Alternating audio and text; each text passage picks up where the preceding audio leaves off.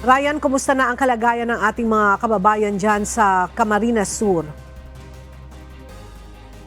Yes, Ella, magandang tanghali. Hindi pa rin bumabalik sa normal ang pamumuhay ng ating mga kababayan dito. Ang ilan sa ating mga kababayan tuloy-tuloy pa rin ang clearing operation at paglilinis sa kanilang mga tahanan na natabunan ng malaking putik at maraming mga dumi. Ella. Nagsimula ng mamahagi ang lokal na pamahalaan ng Camarines Sur ng mga shelter repair kit para sa mga kababayan nating nasiraan ng tahanan bunga ng pananalasa ng Bagyong Christine sa Camarines Sur.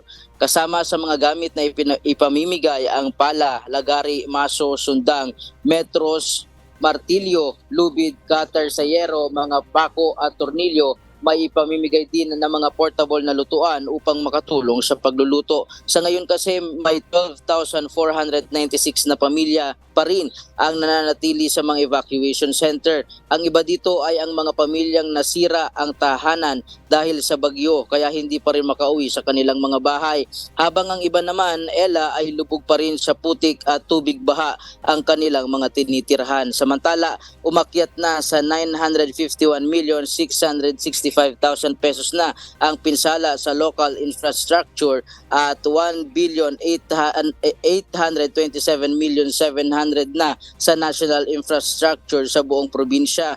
2,044,738,054.14 pesos naman ang naitalang pinsala sa agrikultura dahil sa mga nasirang pananim kagaya ng mga palay, mais at mga niyog. Pumalo na rin sa 34 ang opisyal na bilang ng namamatay dito sa probinsya ng Camarines Sur. At yan muna ang latest live mula dito sa probinsya ng Camarines Sur. Balik sa iyo, Ella. Maraming salamat, Ryan, sa Latandol.